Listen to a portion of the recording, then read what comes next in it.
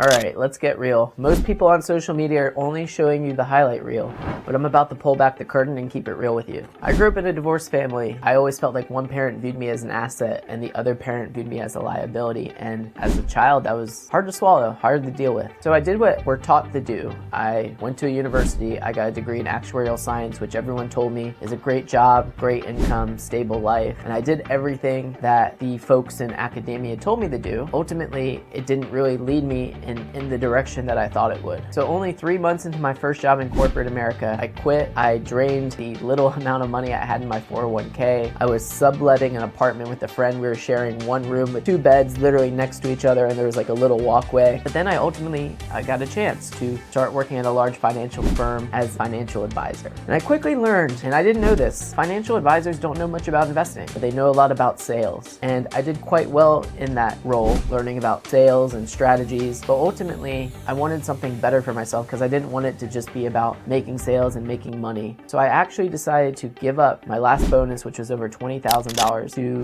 leave and start on a new journey to do something that I felt was more purposeful. After leaving corporate America, since I was in my 20s, I decided to partner with a few different people who are older than me because I felt that my age might deter some people to have faith in me as an investment professional. And this was just a limiting belief of mine, and some people do judge you on your age. So I even sold the house that I bought. I ultimately bet on myself, and the last partnership, I left a letter of resignation on that gentleman's desk, and in the beginning of January 2020, my girlfriend and I, who's now my wife, flew out to a trip to California.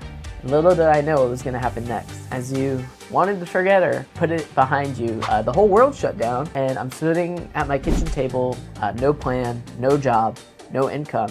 I'm just trying to figure out when the heck to do next, because I have no clue.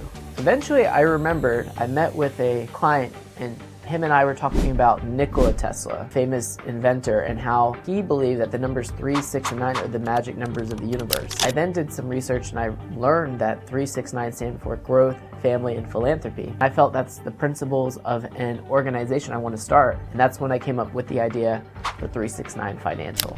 I did all the paperwork, I got licensed and everything with the state that I needed to get in the books. I was up and running, I filed my business license, I did everything, and I thought if I had a helping hand and I really helped people that it would all work out. I was wrong.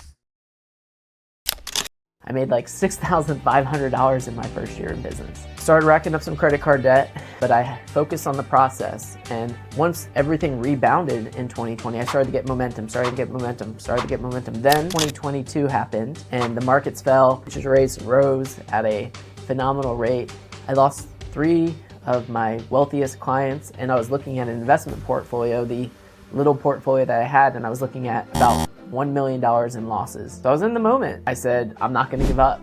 So I did what any prudent investor would do. I did my research. I doubled down on the companies that I felt were oversold and there were good opportunities to take advantage of. And ultimately, I just put my head down and I made the best investment decisions possible so that not if, but when there is a rebound, we would be able to flourish in the future.